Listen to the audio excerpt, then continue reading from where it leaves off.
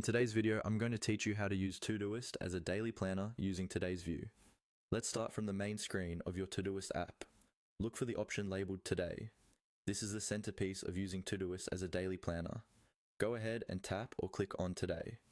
This view gathers all tasks that are due today, as well as anything overdue, and puts them into a single, easy-to-scan list.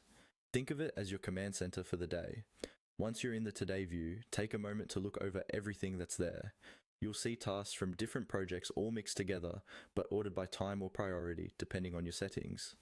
This is where you decide what actually deserves your attention today. If you see anything that you know you can't realistically complete, reschedule it right away.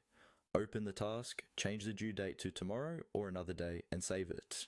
Doing this at the start of the day keeps your list honest and achievable, which is crucial if you want to actually trust your planner. Next, identify your most important tasks.